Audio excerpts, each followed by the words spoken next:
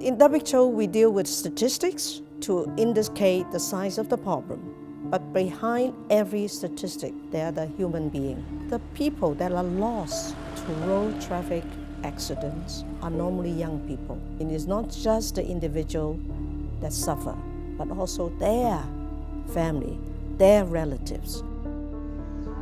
I couldn't believe my eyes when I saw my son was on the road. I felt so much sad. I fainted there.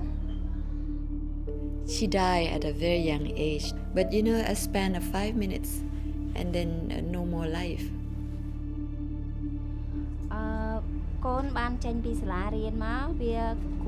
My child was coming home from school when he was hit by a car. I don't know if my boy will ever recover. We have little hope left. It is the poorest people, working people, who are most affected by road crashes. Something can be done about it.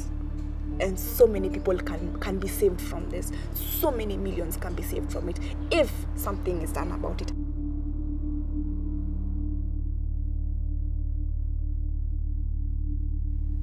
The time has come now to use the groundswell of opinion that we've mobilised into getting real action.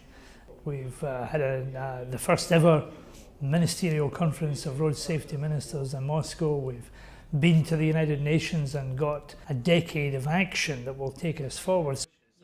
This UN Decade of Action for Road Safety provides good policies. We have good tools. We have also good knowledge. If we lead by example, we can save millions or millions of lives. In the UN, in Moscow, in a ministerial level meeting, we pushed forward this, we launched the Decade of Action. But it is here, it is right here on the streets that we need the action to take place.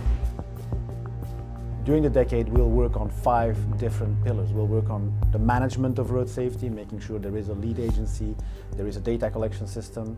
We'll work on improving infrastructure, the roads, improving vehicle safety, changing people's behavior to make sure they don't drink and drive, they put their seat belts, they don't speed, and finally improve the trauma care, the post-crash response.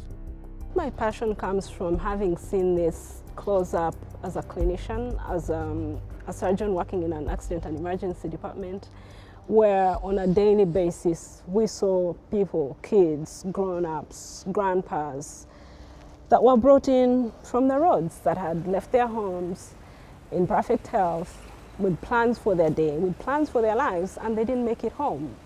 For me, I think the most tragic were usually the kids, because it's predictable, early in the morning they're going off to school, their parents send them off with their lunch boxes, with their school bags, and they fully expect to see their children home at lunchtime. There's something like 1.3 million people that are killed every year in traffic accidents. And 90% of them are in the poorest countries in the world. That's where the real suffering and pain is. And you go after the low-hanging fruits, you can make an enormous difference right away.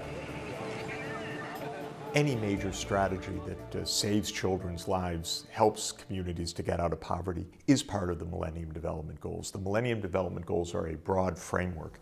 Road safety has to be part of that. It's a hard task for the government to actually just fix the roads, in a proper way, because so many of these accidents happen because of the poor quality of the roads.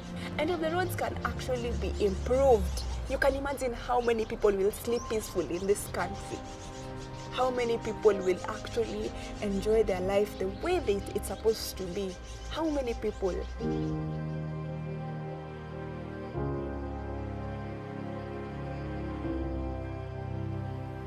I listened to one of our leaders talk about the statistics,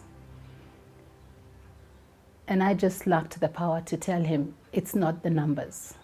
For us, it's not numbers. For us right now, it is a person.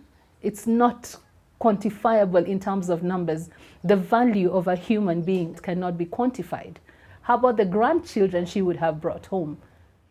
There should be nobody nobody dying from the road accidents.